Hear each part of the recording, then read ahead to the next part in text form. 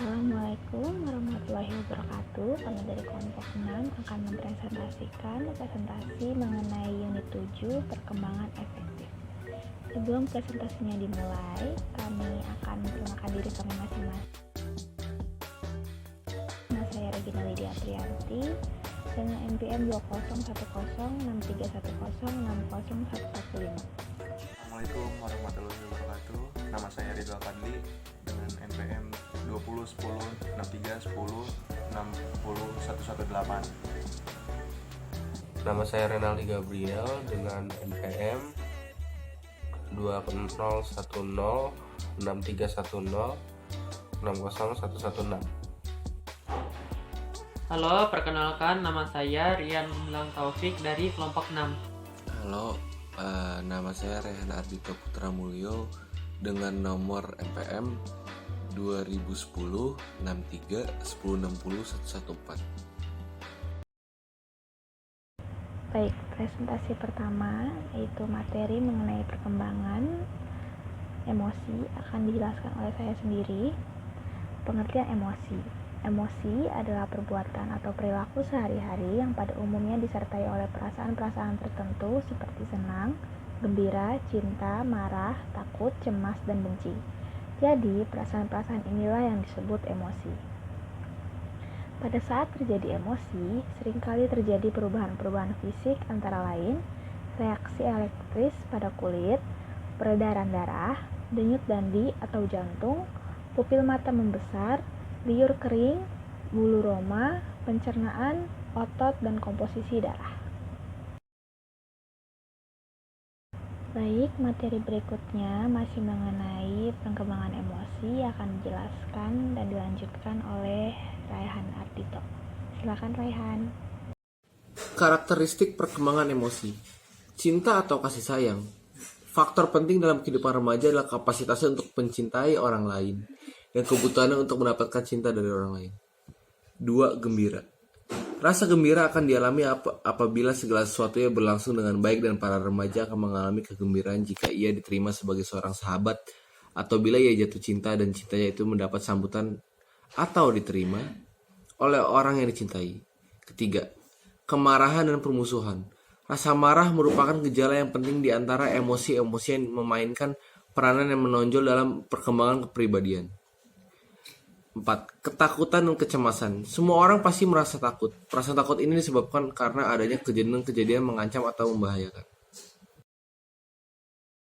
Baik, terima kasih Raihan. Selanjutnya masih mengenai perkembangan emosi akan dijelaskan oleh Rian. Silakan Rian. Yang ketiga yaitu faktor-faktor yang mempengaruhi perkembangan emosi. Sejumlah penelitian tentang emosi anak menunjukkan bahwa perkembangan emosi mereka bergantung pada faktor kematangan dan faktor belajar.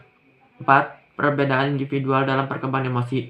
Meskipun pola perkembangan emosi dapat diramalkan, tetapi terdapat perbedaan dalam segi frekuensi, intensitas, serta jangka waktu dari berbagai macam emosi dan juga saat pemunculannya. Yang kelima yaitu upaya pengembangan emosi remaja dan implikasinya dalam penyelenggaraan pendidikan. Dalam kaitannya dengan emosi remaja awal yang cenderung banyak melamun dan sulit diterka, maka satu-satunya hal yang dapat dilakukan oleh guru adalah konsisten dalam pengelolaan kelas dan memperlakukan siswa seperti orang dewasa yang penuh tanggung jawab. Baik, terima kasih Rian. Materi selanjutnya mengenai perkembangan nilai, moral, dan sikap akan dijelaskan oleh Ray. Nama saya Renaldi Gabriel dengan NPM 20106310601116. Perkembangan nilai, moral, dan sikap. Nilai-nilai kehidupan adalah norma-norma yang berlaku dalam masyarakat, misalnya adat dan kebiasaan serta sopan santun. Moral adalah ajaran tentang saya yang baik dan yang buruk dalam perbuatan dan kelakuan, akhlak, kewajiban, dan sebagainya. Sedangkan sikap secara umum diartikan sebagai kesediaan bereaksi individu terhadap sesuatu hal. Dengan demikian, keterkaitan antara nilai moral dan sikap dan tingkah laku akan tampak dalam pengalaman nilai-nilai.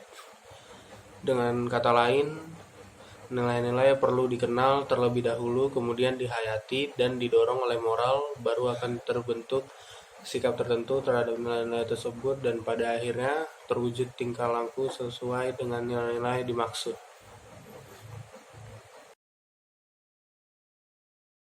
Baik, untuk materi terakhir mengenai upaya-upaya perkembangan nilai, moral, dan sikap akan dijelaskan oleh Ridho.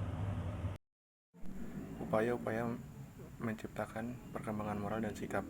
1. Menciptakan komunikasi. Dalam komunikasi didahului dengan pemberian informasi tentang nilai-nilai dan moral. Anak tidak pasif mendengarkan dari orang dewasa bagaimana seseorang harus bertingkah laku sesuai dengan norma dan nilai-nilai moral. Tetapi anak juga harus dirangsang supaya lebih aktif. Hendaknya ada upaya untuk mengikut sertakan remaja dalam beberapa pembicaraan dan dalam pengambilan keputusan keluarga. 2. Menciptakan iklim lingkungan yang serasi. Seseorang yang memiliki nilai hidup tertentu dan moral kemudian berhasil memiliki sikap dan tingkah laku sebagai pencerminan nilai-nilai hidup itu. Umumnya adalah seorang yang hidup dalam lingkungan yang secara positif, jujur, dan konsekuen senantiasa mendukung bentuk tingkah laku yang merupakan pencerminan nilai-nilai hidup tersebut. Mungkin itu saja dari kelompok kami, kurang lebihnya mohon maaf. Terima kasih sudah menonton. Wassalamualaikum warahmatullahi wabarakatuh.